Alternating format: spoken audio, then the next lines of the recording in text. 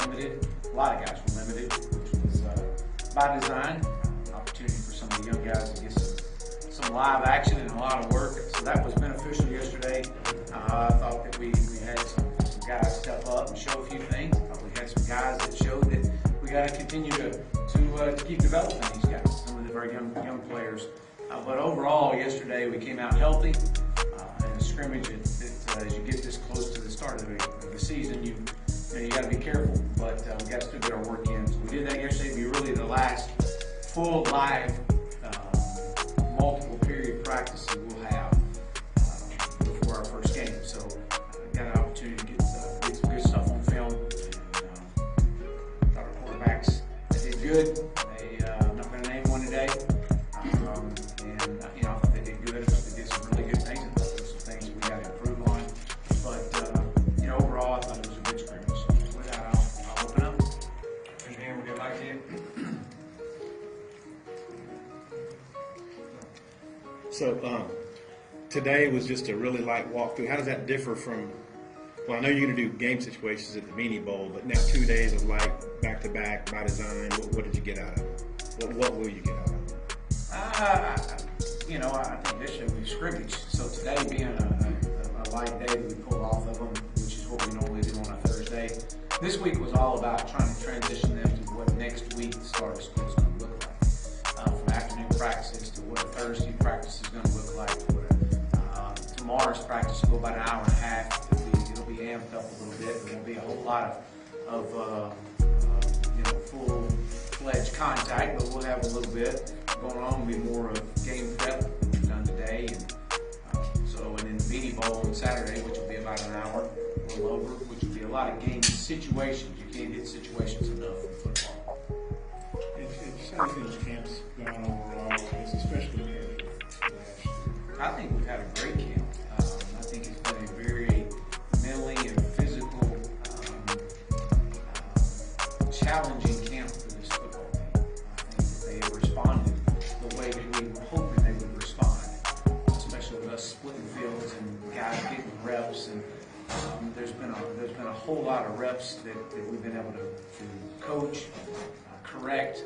So that's been really good to see. Welcome in. It's our Thursday edition of On the Hill with Pat Jenkins Sports Talk Radio, coming to you each and every day here live on KDSJ. And yes, practice was put back an hour, and we always like to cover practice and bring it to you in real time. So we are coming to you today from 2 to 3. We're going to have a really big show. We let you hear audio from just our media availability. We just finished up about 30 minutes ago with head football coach Chad Morris. Still, no quarterback has been named, people.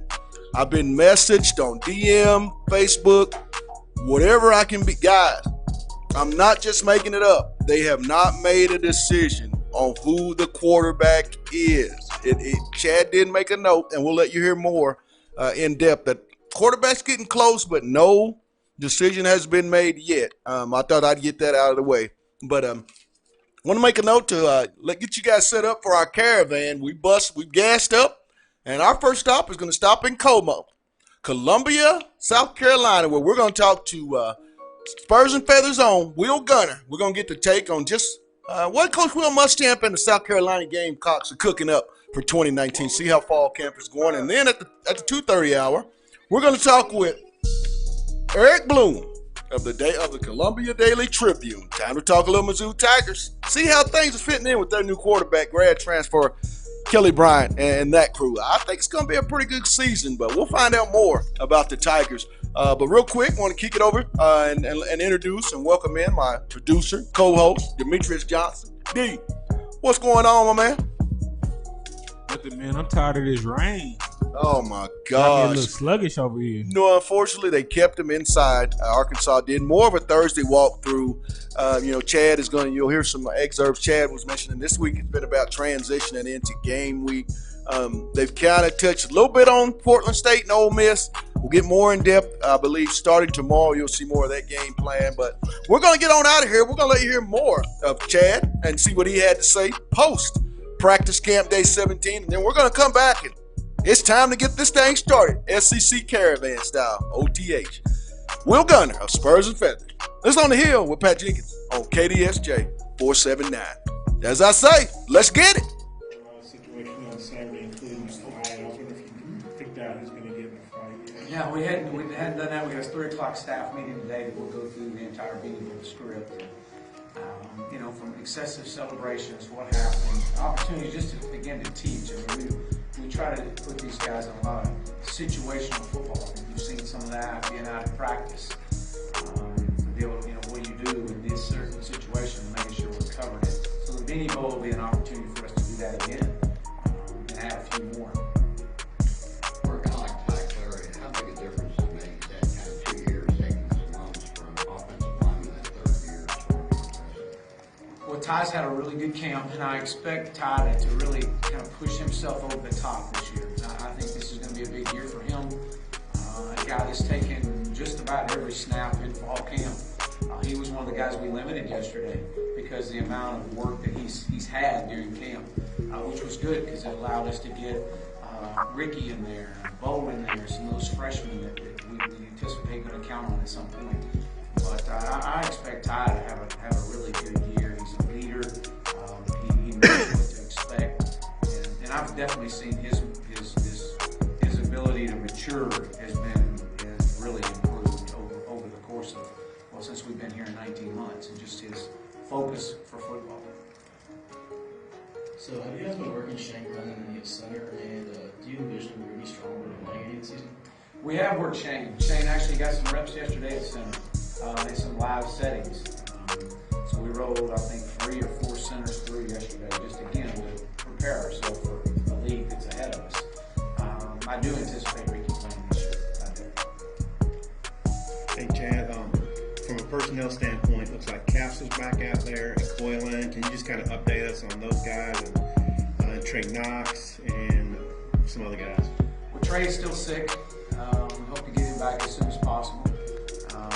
What's he Sooner got? than later. He's sick right now, so just sooner than later. We hope to have him back out. I don't anticipate him being practicing tomorrow, but hopefully back out Saturday and being with us. But we'll see on that. Welcome back, welcome back, welcome back. It's our Thursday edition with On the Hill with Pat Jenkins Sports Talk Radio. And real quick, as we pulled in to Columbia, South Carolina to get ready for our SEC caravan, we want to give a big shout out real quick to our sponsors, as this would not be possible. Lindsay and Associates, with an office location in Fayetteville, an office location also too in Rogers. Locomotion, it's located just below the Northwest Arkansas Mall in Fayetteville. And Corey Beck's Custom Painting, need to look good, commercial, residential. Corey Beck's Custom Painting can take care of all your needs. And lastly, and newest sponsor, our newest and best sponsor, KDK's Chicken. And like they always say, it's not your mama's. But KDK's Chicken, want to give a shout out to all you sponsors. But we're going to continue on, and we stop with the bus in Columbia, Missouri, as I said, to talk to our good buddy, Will Gunner of Spurs and Feathers. Will, welcome back to OTH, my man. Good to hear from you, buddy. Hope y'all doing well out there. So how's things going down in camp under Will Muschamp and the boys? What are some things that they're really looking at that they're really feeling good about? Obviously, the big news here was Thursday. Was Tuesday after they named the backup quarterback, and that was big just because of who was competing for it. The 2 4-star prospects, Kerryon Joyner, who was Mr. Football here in South Carolina 2 years ago, redshirted last year, and then the prize recruit, or one of the prize recruits in last year's class, a true freshman, Ryan Holinsky, who enrolled for the spring, and so that was the big news. Ryan Holinsky was named the starter, and now I guess the question has been whether to Kerryon Joyner would transfer or maybe consider a switch to another position. We've seen that, of course, across college football nowadays, being able to recruit these elite quarterbacks. And I'll say this for Will Muschamp. He struggled at Florida finding the quarterback, but between Jake Bentley, Kerryon Joyner, who was a 4-star quarterback, Ryan Holinsky was a top 60 national player and one of the top 2 or 3 quarterbacks in the country.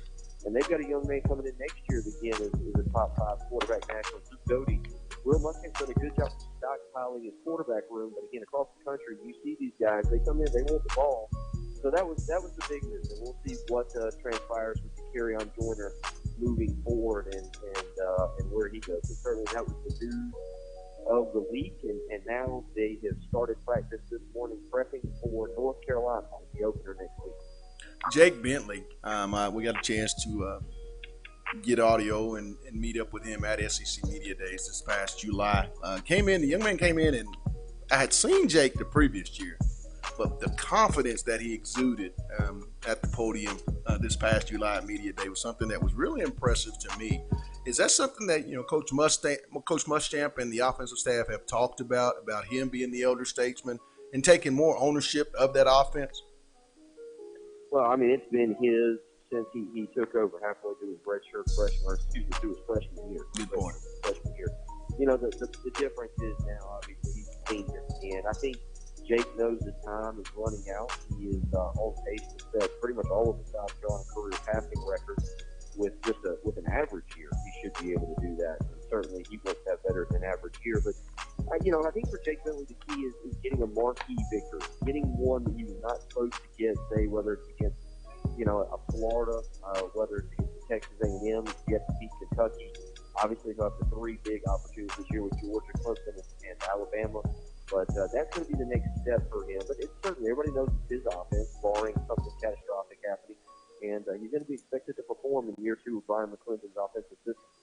You lose the running back. I mean, who are going to be the guys that are going to be expected to take the bulk of the carries for South Carolina offensively this year? Will? Well, yeah, I mean, you've got Tavian Feaster, who was the prize running back in the transfer portal, the former number one running back in the country, who went to Clemson and was beaten out by Travis Etienne, and he entered the transfer portal. Tavian Feaster was from the state of South Carolina, so he did something that I think you'll see more and more guys do now, given that coaches can't restrict where they transfer, and that is he transferred to his arch rival. He transferred to South Carolina. And this is a guy that is second all time in Clemson's history in yards per carry. He was kind of underutilized. He was beaten out, but he was kind of underutilized in Clemson. He only had 5 games in 3 years where he carried the ball double-digit times. So there's a lot of interest to see what he can do. He's got track speed. He can take one and go 80 or 90 yards in the blink of an eye. That's something South Carolina simply has not had the last few years. It's a game-changer running back. And so how he complements Rico Dowdle, or how Rico Dowdle complements Tavian Feaster is the expectation to be the 1-2 punch at running back. And Rico Dowdle had some good games in his career, but has been inconsistent and has been banged up a lot. When you look at the wide receiver core, Brian Edwards was a representative of South Carolina at Media Day also too. You lose that Debo Samuels. Who's going to be the other 1 or 2 guys outside of Brian that that Jake and that offensive team will be wanting to be a guy kind of to stretch the field and be those playmakers when you have to put it in there? Well, Shi Smith is going to be the next option. It's going to be Brian Edwards and Shi Smith. Shi Smith has made a bunch of big plays over the course of his career, and really, I think for most teams would end up being the number 1 guy. He is very similar in how he plays to Debo Samuel. Where they're different is the physique. Debo Samuel was lower body was fit. Debo Samuel could run through tackles and was a load to deal with after the catch. Shi Smith is more of a thinner kid who is not as powerful in the lower body to maybe break away, but he has elite speed, and he showed that at times breaking away for some long touchdowns. So he'll be the number 2 guy. South Carolina's got a bevy of wide receivers there that they can go to. Trey Smith was a high-level 4-star recruit. He's 6'4", 215 pounds. He was a guy last year that suffered a weird kneecap injury early in the season and ended up taking a redshirt year, but had 30 catches as a freshman. He's back. Josh Vann was a guy that South Carolina was able to go into the state of Georgia and actually beat out Georgia and land. And he was a 4-star guy. He's more of a speed. He's more of a similar body style to Debo Samuel. So, you've got 4 guys there, and then they've got some guys behind him. Randreas Davis, entering his senior season, has never been healthy, but is a guy that was originally committed to Georgia when Mark Richt left a couple years ago.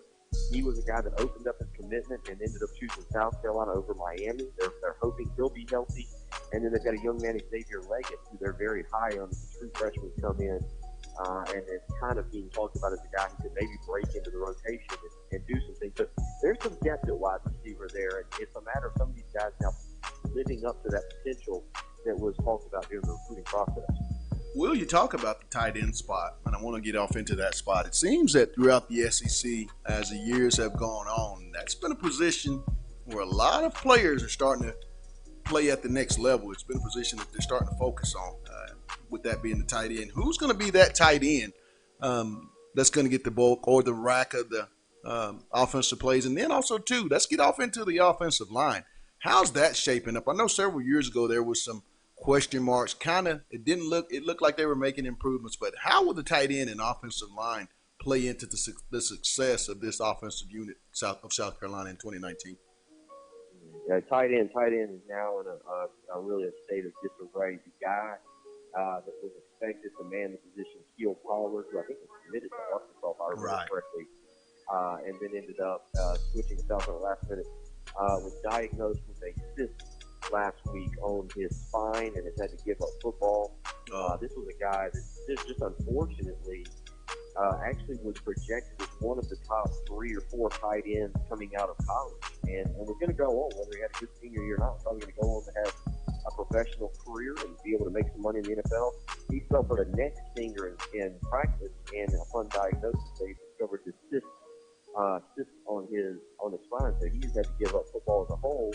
Behind him, it's a lot of unproven guys. They're waiting on one guy, a 6'5", 230-pound transfer that they think can come in and help us. They have yet to hear his eligibility from the NTA, so right now that's still up in the air. And if he's not eligible, it's not that there aren't bodies there. There's a few guys, but none of them are what you would consider pass-catching threats. And to be quite honest, that they moved over a center, Chandler Farrell, to the tight end position to get more maybe of a physical blocking presence at that position. So tight end is not going to be a position I think you'll see South Carolina utilize much this year. Offensive line is interesting. South Carolina got Donnell Stanley back. He is back for his 6th year. He was the center last year. He moved out to a guard position. Freshman All-American Dylan Wanham is back at right tackle, and they moved the right tackle to Darius Hutchinson to left tackle to see what they could get out of him. They've got 2 young players that they're going to go with to fill the void of center and left guard. That's going to be Hank Manos, who started in the bowl game and still redshirted, but struggled with his snaps and really was not very good that day, so you expect improvement. They have to have improvement from him. And then it's going to be probably Eric Douglas, another sophomore at left guard who they're very, very high on. But the belief is this is the most talented offensive line that South Carolina had across the board under Will Muschamp, and they're expecting some big things from him. Nice. Talking with Will Gunner of Spurs and Feathers, covers all South Carolina Gamecocks football for us here on OTH each and every season. Does a great job. And real quick, want to let everyone know our sponsors. It's brought to you by Lindsay and Associates. Also, too, Locomotion, Corey Beck's Custom Painting, and lastly, KDK's Chicken. I want to move over to the other side of the ball. Former Arkansas defensive line coach John Scott takes over at South Carolina as the new D-line coach with Coach Muschamp. How has that transition gone, and who are some of the studs? Because you were pretty salty there last year, but who are some of the guys that have decided to step up and be the leaders on that side of the ball? Well, I mean, the first guy is going to be Javon Kinlaw. He's projected right now. He has 2 senior years as a potential first-round pick, and 6'6", 305 pounds. A guy that really did live up to his potential last year. I think that's going to be the guy that they are expecting to be not only the vocal leader of the group, but the guy who goes out and does things. And then the return of DJ Wadham, a buck hybrid defensive end linebacker that can put his hand to the ground or play standing up. He was probably South Carolina's best defensive player his freshman and sophomore year, but only played in 5 games last year due to some injuries. And matter of fact, without him, he did play in the Tennessee game and made a sack late in the game on Jarek Garantano to script the football and preserve that victory. So you get those 2 guys. And then there's a lot of veterans across the board. Kobe Smith, Kier Thomas have been in the program. They're seniors. And then you've got the talented freshmen in Zach Pickens, the 5-star freshman, one of the top 10 players in the country. Will Muschamp's first 5-star prospect in South Carolina. He'll be expected to come in. And, the good news for South Carolina is they don't have a 5-star player to come in and start, but he is going to need to contribute, and Right. he probably will early on in the season. Well, we want to talk about T.J. Brunson. We all know what T.J.'s about there at that linebacker spot. Who are going to be some more linebackers that we can look at? And we got about 2.5, 3 minutes. Also, to touch base on the secondary, how will that position on the defensive side look for South Carolina in 2019? Yeah, T.J. Brunson and Ernest Jones will be the linebackers, and they'll have to play that. There's no doubt that was a very disappointing position last year, and I think with improved defensive line play, the linebackers should be a little bit better. The secondary is fascinating. You've got J.C. Horn, the son of Joe Horn, who will be back for his sophomore year. Will be a freshman All-American. Got a chance to be very good. He's on one side of the field, and then kind of a rarity, 6'4", defensive back, cornerback, Israel McQuamu is a guy that they are very, very high on. He's a sophomore. He's committed to Florida State under Jimbo Fisher, and South Carolina took him late. And he will be the other defensive back. His safety is kind of still up in the air. There was a lot of injuries last year. A lot of guys had to get snaps, but that safety position is the one on tackle on defense that has got to be immensely improved for that defense to step forward this year. But I think it'll be okay at quarterback. It's just the safety position that they've got to get far more production out of in 2019. Real quick, last question. Give me an offensive player and a defensive player that all our listeners and viewers of the SEC during the 2019 football season that view South Carolina. Who's the offensive player and who's the defensive player we need to keep our eye on?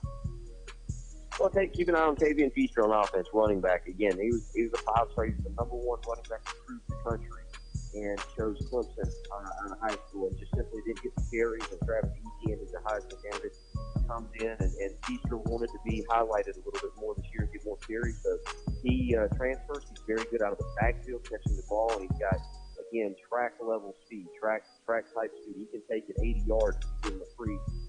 That's the guy that could potentially change South Carolina's offense.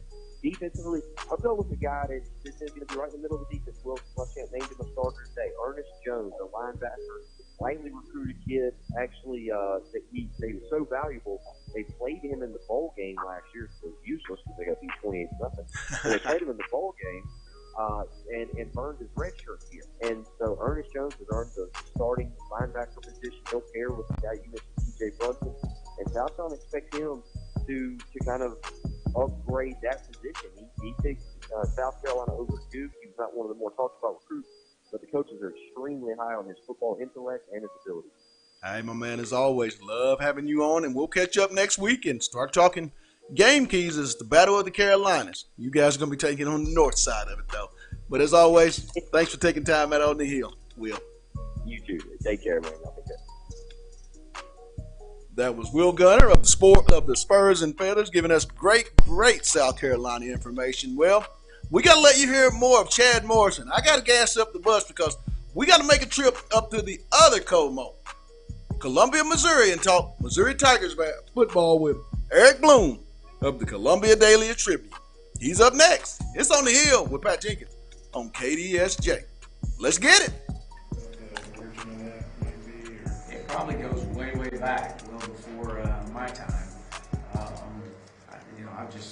I've just kind of carried on the tradition of what it was called as long back when I was in high school. I would assume it takes place from guys putting different color beanies on top of their helmets to simulate scouting. Anything else, Coach? Coach, if you're going to stage a fake fight, two guys that probably are most WWE looking, Don Wagner, Gabe Richardson. Yeah, it's going to be a fake fight. Those would be two probably that we need to select. Got to make sure they're lined up, against each other, not across from each other on the far end. So, but no, we'll do that and then call the team up and explain what happens now. They're ejected, and then our ejection policy is you come off the field, who takes the guy in the locker room, how we do things. And those are things that behind the scenes that no one ever knows. You got to coach those up. So that's all right. Yeah, I've been meaning to ask you this for weeks. Okay. How much do you guys practice the art of tackling and keeping your crown of your helmet out of tackling and tackling safely? Great question. Something we spend a lot of time on. We start out with our defensive staff the very first day, and we'll video in front of our team, our chief demonstrating, and our defensive staff demonstrating the proper way to tackle and communicate how to tackle. And this is in front of quarterbacks, O-linemen, kickers, everybody at some point may have to tackle. And so the importance of keeping your head up. And then in practice, obviously when we tackle in practice, it's always something that we bring attention to in a team meeting.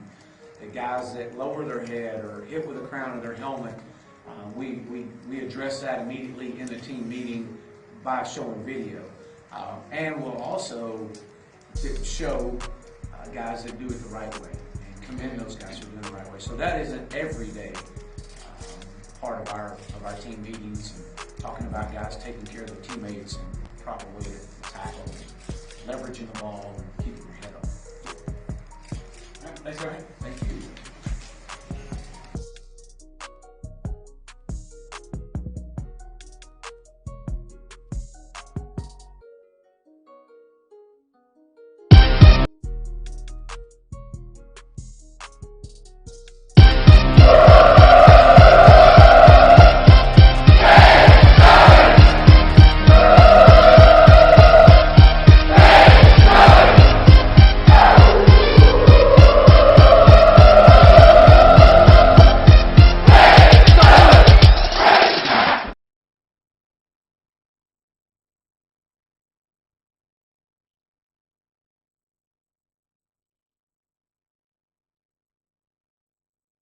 Guys, and like we said all along, hopefully sooner than later we'll be able to name somebody. We'll sit down as a staff and talk about it. Coach Morris, and I know Coach has probably told you that he has one more vote than everybody else. So all we can do as a quarterback room is continue to get better, and whoever we decide to go with, they got to be in a position to lead our offense and get our unit in the end zone. That's the main thing. So. That's where we're at. I'm hoping that, next couple of days we'll know something. I know Coach has his radio show tonight and some other things, so probably won't be in the next couple of days, I'd imagine, but we'll try to get somebody named here pretty soon. One do better than the other today? It's so hard to tell, to be honest with you. I know that Ben had a couple times where he pulled the ball down and ran. And Coach has a quick whistle, which I'm totally fine with that. We can't afford to get either one of those guys hurt. We had a coming out situation where Nick wanted to run a quarterback sneak, and I wouldn't let him. Just those kind of situations right now is just not necessary to get those guys in jeopardy. So we'll go back and look at the film. I do know that there was a couple drops. Welcome back, welcome back, welcome back. It's On the Hill with Pat Jenkins Sports Talk Radio. It's our Thursday edition of OTH. And real quick, want to give a shout out to our sponsors, Lindsay and Associates, with an office location in Fayetteville, and office location also too in Rogers. Locomotion is located just below the Northwest Arkansas Mall. Also too, Corey Beck's Custom Painting. Needed to be residential, commercial, Corey Beck's Custom Painting is the way to go. And lastly, our new sponsor, and a very good sponsor of On the Hill, KDK's Chicken. And like they say, it's not your mama's. So get on down to KDK's and get you some of that good old chicken. But we held up. We were in one Como, Columbia, South Carolina. And then we flipped over to another Como, all in the East. But we're going to talk more of the SEC Caravan, where we catch up with our good buddy of the Columbia Daily Tribune, Eric Bloom. EB, welcome to OTH, my man. I am doing well. Thanks for having me on. It's always fun to talk football, and let's get right into it. I know it's a big year, big expectations for the Missouri Tigers, in particular the offensive expectation. You get a guy grad transfer, and Kelly Bryant to come to Como and be that quarterback. Talk about Kelly's transition into the Missouri offense and how that's going. I don't want to say it's been seamless because, he's not a perfect quarterback. He doesn't have perfect people around him, but it's gone probably as well as expected. You have a guy who backed up Deshaun Watson when he won a national championship at Clemson. Outside of that national semifinal 2 years ago against Alabama, looked pretty good, looked really good against Texas A&M last season before losing the starting job to Trevor Lawrence. So, he's a guy with a lot of talent and kind of an offense that Derek Dooley, the offensive coordinator, has at Missouri. It kind of fit him right away, and he has, the safety net around him, an experienced offensive line, the second leading returning rusher in the SEC, and Larry Roundtree coming back. maybe the best tight end in the country, and Alberto Cuellar around him, and then a deep group of wide receivers. So Kelly's talented by himself, but the safety net around him and having so many guys that can really take the weight off his shoulders at times if needed is a huge thing to make him comfortable quickly. And I think that that's what he's seen here. I think that, there's going to be a little bit more RPO run stuff that obviously that happened with Drew Lock, a pocket passer. But I think that in terms of passing it, I think Missouri believes in his ability. He's not John Elway or Drew Lock, but I think that Missouri believes him a little plenty to throw the ball if needed. Talk about Roundtree. He is what I consider one of the top 3 or 4 backs this year in the SEC. But who else will be counted on to get a couple of racks of those running back carries there at Mizzou in 2019? Sure, yeah. Roundtree is by far number one with Damari Crockett leaving the team and going to the NFL. He's now participating in training camp with the Texans.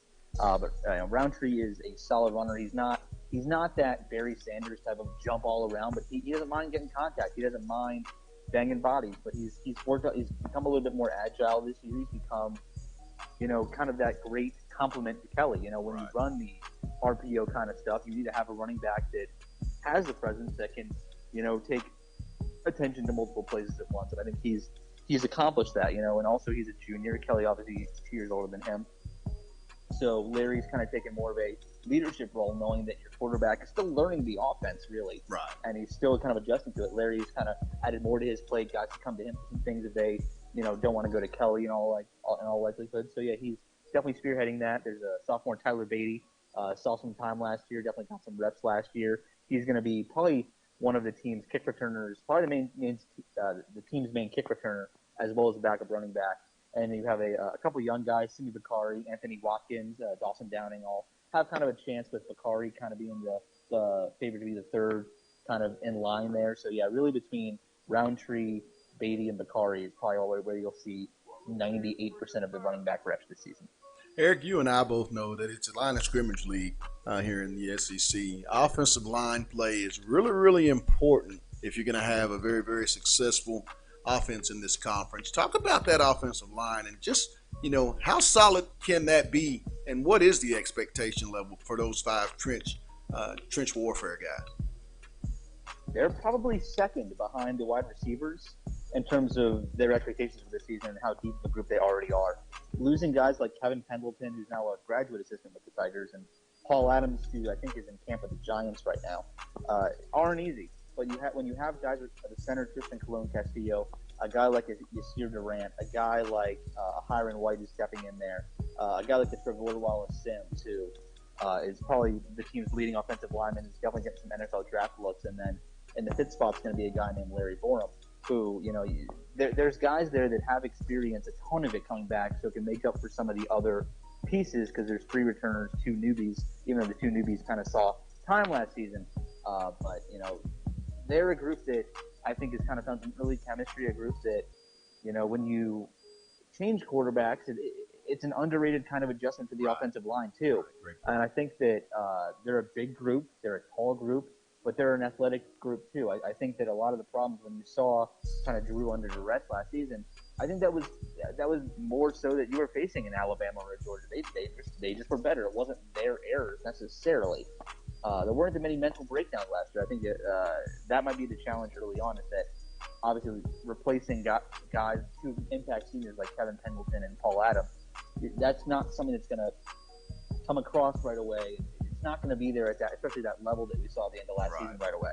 So it has to eventually come along, but obviously Missouri, schedule-wise, it's as favorable as the early part of their season as they'll ever hope for it to be. So they'll have time to develop. Eric, elaborate more on that special wide receiver group. This is by far the best group of wide receiver talent that I've seen during my time of covering the SEC, and in particular covering Missouri in the SEC over the last 3 to 4 years. Talk about that group and just, how special could they be, EB?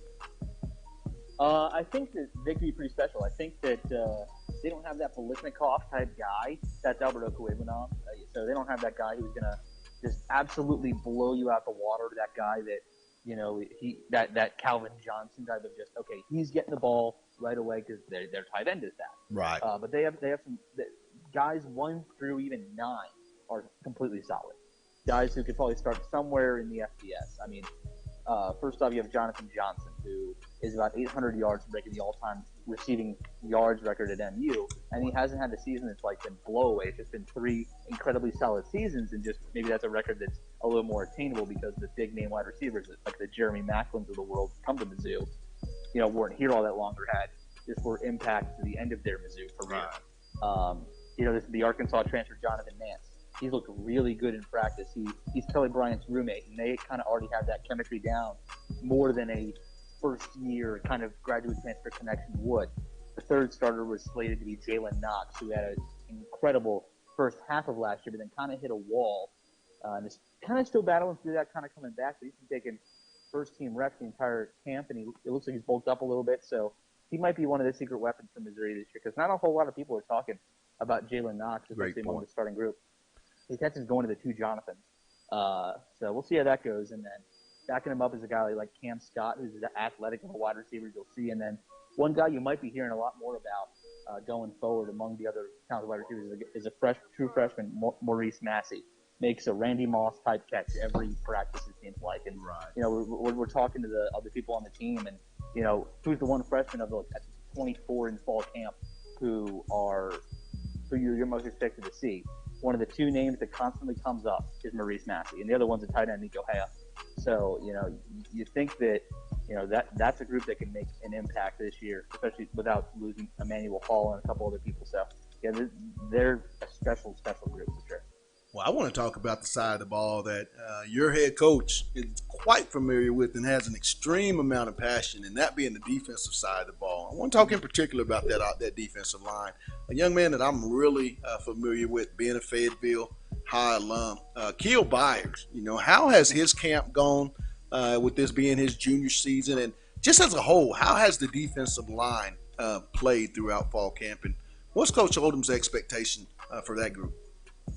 Well, Akil's actually kind of been a little banged up throughout camp. He's hasn't been a full participant on every single day. He's kind of, it's been a lot of changing parts. And that's kind of the theme overall for the defensive line, with Akil Byers being one of them. I don't think they've had the full starting group together yet. Right. Or maybe they've had it for 1 or 2 days of the 17 practices, and that's just from injuries and other distractions going on. And there's a group that I think a lot of, not blame, but a group that if Missouri falls behind schedule and they don't do too well, it's a group that fingers could be pointed at them. Last year, Missouri's true anchor was that they just could never develop a pass rush. Right. And we've yet to see a way that truly that's going to be so much better this season. Yes, they could come out of nowhere. I mean, Jordan Elliott is going to be one of the most talented Tigers on the field every single time he takes a snap. And they have other guys there, like a Kobe Whiteside, who can contribute, and they have those guys who can really make a difference. Akil Byers being one of them when he gets healthy. And he's close to full health, if not already there, because those problems were a little earlier in camp that he kind of sustained. But right now they're the one position group, maybe outside of special teams, where there's still some questions to be answered, and maybe we won't find out those answers until the Wyoming game next Saturday. Talking with Eric Bloom of the Columbia Daily Tribune, covering all Mizzou Tigers football and fall camp updates for us here on the Hill each and every week. Eric, I want to talk about the linebacker core. Cale Garrett, 6'3", 230, senior linebacker, a guy that I think's going to be a real cornerstone of that defense. Talk about the linebacker core and who are going to be some of the other guys outside of Cale that Coach Odom and the defensive staff will be counting on to make plays. Well, the big thing with the linebacker core this year is that only 2 of them will be starting on most of their formations. Mizzou's going to run a 4-2-5 with 5 DBs this year. So only 2 linebackers are going to start. So their depth really shouldn't be tested the entire year unless there's some major injuries to multiple people. Right now we're looking at Cale Garrett sewed in that middle linebacker spot. His to lose, and unless he completely gets suspended or just gets injured, I guess. It's right. His, and he has his name written on it, and he's had it there for the past couple seasons. Right now, it looks like it's going to be Nick Bolton in the other spot. Aubrey Miller's there as well. And then there's a couple other guys far down the depth chart, but it looks like it's going to be those 3 kind of rotating in and out of those 2 spots, and maybe some formations might go to the traditional 4-3-4 that you see with most defenses. or majority of defense, because I know there are some defenses in the not in the SEC necessarily, but in college football that do play 3 defensive linemen and 4 linebackers. So that's kind of the funny juxtaposition of Missouri's defense is some defenses are really successful with 4 linebackers. Missouri's going to only play 2. Right. It suits to their strengths. That's going to be an interesting group, and I think a lot of the weight of kind of the execution of that formation is going to fall on the shoulders of the 3 men I just mentioned, Kel Garrett, Aubrey Miller, and Nick Bolton. We've got about 3.5 minutes, and I want to talk to you about that secondary, a guy that I think is one of the best at that position in all the SEC, DeMarcus Acey. He was also a 2A representative at the SEC Media Day, I believe, for the second year in representation of the Tigers. Talk about DeMarcus and that secondary. And then the last question I have to wrap it all up is give me an offensive player and a defensive player that fans that may not be familiar with Missouri football and will be watching SEC this year that they might want to keep an eye on. So first off, the secondary is probably the most improved group. Actually, definitely the most improved group on Missouri, but maybe has a chance to be one of the most improved position groups in all of the SEC. If the pass rush was their anchor last year, secondary anchor was the defensive backs. Arkansas fans probably weren't watching, but last year watching David Blau throw for 570 yards on Missouri's defense. A game they albeit did win. Right. But watching a guy who really was a backup quarterback before playing Missouri throw for 570 yards against that defense was kind of one of the more cringe-worthy experiences just living in Columbia for the first time last year, watching that for that team, just how they were running around, just could not stop a thing last year. Right. But the entire group looks to be improved. They took ownership of, last year wasn't what we wanted it to be. I don't think they admitted that it was bad because they didn't play bad 100% of the time. It's just they never played up to their potential. So it's an easy fix. So Marcus Acey kind of leading the group.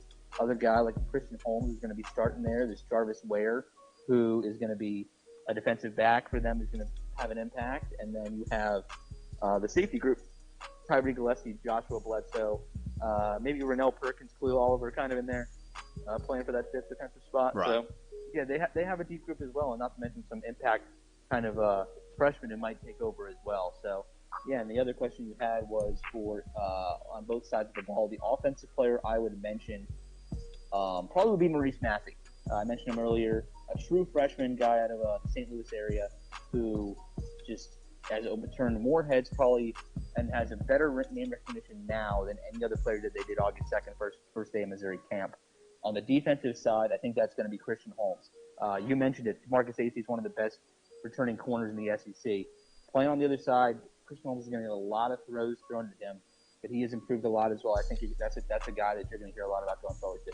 EB, love the insight. Looking forward to having you on each and every week as we'll bring you back, preferably on Thursday, and we'll get everybody and those Missouri fans ready for the trip to Laramie to take on the Wyoming Cowboys. But as always, thanks for taking time out on the Hill, my man. Appreciate you. Thank you for having me on. That was Eric Bloom of the Columbia Daily Tribune giving us the MIZ-ZOU scoop of the OTH SEC Caravan. And that's going to wrap it up. I want to kick it over real quick so we can get closing comments from our producer, Demetrius, on what he thought about the SEC trip. First, I want to get your synopsis on the South Carolina Gamecocks. Will Gunner came on of Spurs and Feathers and gave us his take. Kind of felt like there's going to be some question marks at the tight end spot. But for the most part, Demetrius, I'm thinking they have a chance to finish 3rd or 4th. What's your take on the South Carolina Gamecocks and Will Muschamp's ball club for 2019? Yeah, I really think Will Muschamp has to be in that 3rd to no less than 4th coming out of the East. I feel like, a couple of years ago, I was really big on Will Muschamp. Right. I had him as the dark horse coming out of the East. You did. I remember that. Yeah. I want to say it was about 2 years ago, and he kind of let me down as far as the win total. I thought they were going to make that Wasn't that 2 years ago he let you down? Yeah, I thought they were going to make that ascension, but it seems like Florida's kind of made that jump that I was expecting Will Muschamp to make. Point. So it's going to be interesting. Will has a great recruiting class. He's been at the top in the SEC recruiting wise. So I think it's really that time for South Carolina fans to get those big wins. And I think if he doesn't, you're eventually going to see that conversation come out about how Will Muschamp didn't live up to the expectations there in South Carolina. Well, we stayed in the East and we stayed in Columbia. We just didn't stay in South Carolina. We took a trip to the Missouri part of Columbia and talked about Missouri, the Tigers. What were your take from Eric Bloom of the Columbia Daily Tribune when it pertained to the Mizzou Tigers? I think Missouri's in a really different space right now. I don't know what their level of acceptance in the bowl games as far as, well, they had that academic issue. Right. I'm not sure what the status is, if they're going to be allowed to play in the bowl game, if they're not. But I think if Missouri has a chance to have a special year. I'm talking like that first year they came in the SEC, ended up going into the SEC championship and winning in the East. I think they have again that same type of chance. They have a lot of experience, like he said, like bringing a lot of guys back, a lot of weapons on offense, and a stout defensive line. So I'm expecting a lot of things out of Missouri to shock a couple of teams out of the East. We had Marcus Spears on our special from SEC Media Day, and we asked who the surprise teams would be. And, the Big Swagoo mentioned Missouri. And I'm also in agreement with you. I think with Kelly Bryant and the weapons that they have at the wide receiver, running back, and that offense line, and the experience I think that Missouri's going to have, they're going to be a team in the East they're going to mess it up for somebody, be it Florida, be it Georgia.